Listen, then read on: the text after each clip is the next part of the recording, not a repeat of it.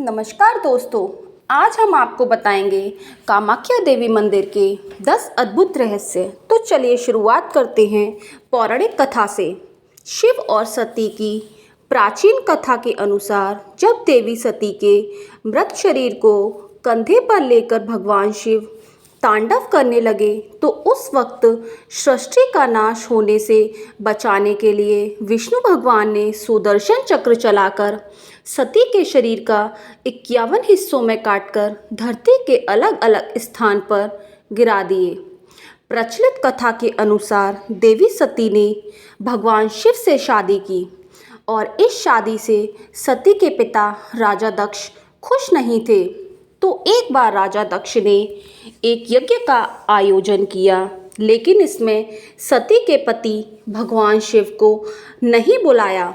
सती इस बात से बहुत नाराज हुई और बिना बुलाए अपने पिता के घर पहुंच गई। इस बात पर राजा दक्ष ने उनका और उनके पति का बहुत ही अपमान किया। अपने पति का अपमान उनसे सहा नहीं गया और वह हवन कुंड में कूद गई। इस बात का पता चलते ही भगवान शिव भी यज्ञ में पहुँचे और सती का शव लेकर वहाँ से चले गए। वह सती का शव लेकर तांडव करने लगे। उन्हें रोकने के लिए भगवान विष्णु ने सुदर्शन चक्र फेंका और इस चक्र से सती का शव 51 हिस्सों में जाकर कटकर अलग अलग जगह गिरा। इसमें सती की योनि और गर्भ इसी कामाख्या मंदिर के स्थान यानी नीलांचल पर्वत पर गिरा। इस स्थान पर 17वीं शताब्दी में बिहार के राजा नारा नारायण ने मंदिर बनवाया था। तो कामाख्या देवी हिस्ट्री। इस मंदिर का नाम कामाख्या होने के पीछे एक मान्यता यह भी है कि कहते हैं एक श्राप के चलते कामदेव ने अपना पौरुष खो दिया था, जिन्हें बाद में देवी शक्ति के जननांगों और गर्भ से ही इस श्राप से मुक्ति मिली थी। तब से इस मंदिर का नाम कामाख्या देवी रखा गया और उसकी पूजा शुरू हुई। कुछ लोगों का तर्क तो यह भी है कि यह वही स्थान है जहां देवी सती और भगवान शंकर के बीच प्रेम हुआ था। संस्कृत भाषा में प्रेम को काम कहते हैं, इसलिए इस मंदिर का नाम कामाख्या देवी रखा गया। यहाँ देवी के गर्भ और योनि को मंदिर के गर्भगृह में रखा गया है, जिसमें जून के महीने में रक्त का प्रवाह होता है और हैरान रह जाते हैं भक्त। आप भी यह जानकर हैरान रह जाएंगे कि जून महीने के दौरान देवी अपने मासिक चक्र में होती हैं और इस दौरान यहाँ पर स्थित ब्रह्मपुत्र नदी का पानी लाल हो जाता है। इस दौरान यह मंदिर 3 दिन तक बंद रहता है। मंदिर से निकलने वाले इस लाल पानी को यहाँ आने वाले भक्तों के बीच बांटा जाता है। लेकिन इस स्थान की एक दिलचस्प बात यह भी है कि यहाँ इस बात का कोई पौराणिक या ऐतिहासिक प्रमाण नहीं है कि देवी के रक्त से ही नदी लाल होती है। यहाँ रक्त के संबंध में कुछ लोग यह भी कहते हैं कि इस समय नदी में मंदिर के पुजारी सिंदूर डाल देते हैं, जिससे यहाँ का पानी लाल हो जाता है। मान्यताएं तो बहुत हैं। प्रसाद में मिलता है लाल कपड़ा।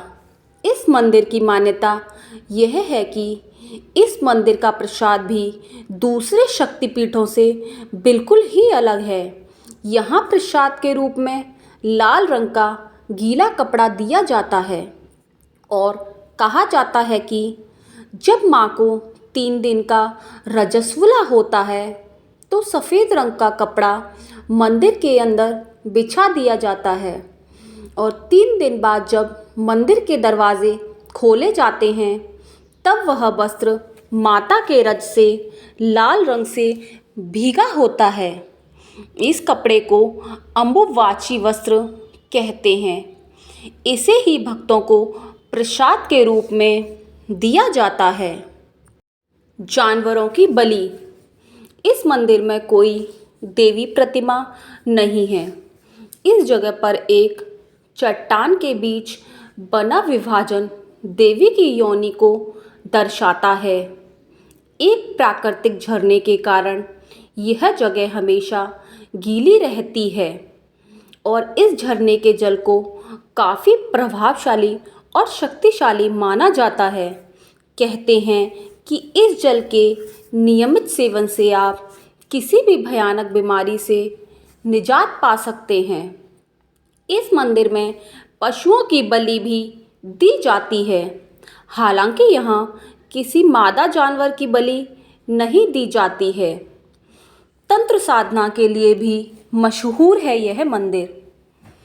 तंत्र साधना के लिए यह दुनिया की सबसे महत्वपूर्ण जगह मानी जाती है। इस मंदिर में साधु और अघोरियों का तांता लगा रहता है। यहाँ पर काला जादू भी किया जाता है, तो वह यहाँ आकर अगर किसी पर काला जादू किया गया है तो वह यहाँ आकर इस समस्या से निजात पा सकता है। कामाख्या के तांत्रिक और साधु चमत्कार को करने में माहिर हैं।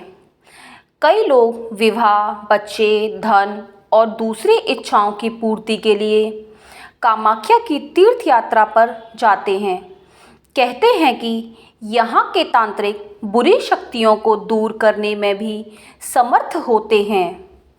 मंदिर धर्म पुराणों के अनुसार माना जाता है कि इस शक्तिपीठ का नाम कामाख्या इसलिए पड़ा क्योंकि इस जगह भगवान शिव का मां सती के प्रति मोह भंग करने के लिए विष्णु भगवान ने अपने चक्र से माता सती के 51 भाग किए थे।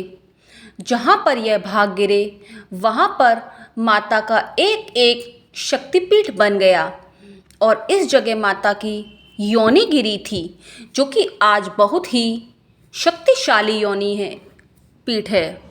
यहाँ वैसे तो साल भर ही भक्तों का तांता लगा रहता है, लेकिन दुर्गा पूजा, पोहानविया, दुर्गा देउल, बसंती पूजा, मदान देउल, अम्बुवासी और मनासा पूजा पर इस मंदिर का अलग ही महत्व है, जिसके कारण इन दिनों में लाखों की संख्या में यहाँ भक्त पहुँचते हैं। यहाँ लगता है अम्बुवाची मेला। हर साल यहाँ अम्बुवाची मेले के दौरान पास में स्थित ब्रह्मपुत्र का पानी 3 दिन के लिए लाल हो जाता है। पानी का यह लाल रंग कामाख्या देवी के मासिक धर्म के कारण होता है। फिर 3 दिन बाद दर्शन के लिए यहाँ भक्तों की भीड़ मंदिर में उमड़ पड़ती है। आपको बता दें कि मंदिर में भक्तों को प्रसाद दिया जाता है। दूसरी शक्तिपीठों की अपेक्षा कामाख्या देवी मंदिर में प्रसाद के रूप में लाल रंग का गीला कपड़ा दिया जाता है और कहा जाता है कि जब माँ को 3 दिन रजस्वला होता है तो सफ़ेद रंग का कपड़ा मंदिर के अंदर बिछा दिया जाता है और 3 दिन बाद जब मंदिर के दरवाजे खोले जाते हैं तब वह वस्त्र माता के रज से लाल हो जाता है और 3 दिन बाद दर्शनों के लिए यहाँ भक्तों की भीड़ उमड़ पड़ती है। इस कपड़े को अम्बुवाची वस्त्र कहते हैं और इसे ही भक्तों को प्रसाद के रूप में दिया जाता है। मनोकामना पूरी करने के लिए यहाँ पर कन्या पूजन व भंडारा भी करवाया जाता है। इसके साथ ही यहाँ पर पशुओं की बलि भी दी जाती है, लेकिन यहाँ मादा जानवरों की बलि नहीं दी जाती है। काली और त्रिपुर सुंदरी देवी के बाद कामाख्या देवी माता तांत्रिकों की सबसे महत्वपूर्ण देवी हैं। कामाख्या देवी की पूजा भगवान शिव की नववधू के रूप में की जाती है, जो कि मुक्ति को स्वीकार करती है और भक्तों की सभी इच्छाएं पूर्ण करती हैं। मंदिर परिसर में जो भी भक्त अपनी मुराद लेकर आता है उसकी हर मुराद पूरी होती है। इस मंदिर के साथ लगे एक मंदिर में आपको माँ का मूर्ति विराजित मिलेगी, जिसे कामादेव मंदिर कहा जाता है। बुरी शक्तियों को दूर करने में भी यह मंदिर समर्थ है। हालांकि वह अपनी शक्ति और साधु चमत्कार करने में सक्षम होते हैं। कई लोग विवाह, बच्चे, धन और दूसरी इच्छाओं की पूर्ति के लिए कामाख्या की तीर्थ यात्रा पर जाते हैं। कामाख्या मंदिर 3 हिस्सों में बना हुआ है। पहला हिस्सा सबसे बड़ा, इसमें हर व्यक्ति को नहीं जाने दिया जाता। वहीं दूसरे हिस्से में माता के दर्शन होते हैं, जहां पर एक पत्थर से हर वक्त पानी निकलता रहता है। इन 3 दिनों तक मंदिर के पट बंद रहते हैं। 3 दिन बाद दोबारा बड़े ही धूमधाम से मंदिर के पट खोले जाते हैं। तो दोस्तों, कैसा लगा आपको हमारा ये पोस्ट, हमें बताइएगा और हमारे चैनल को लाइक एंड सब्सक्राइब करना ना भूलें। राधे राधे दोस्तों, धन्यवाद।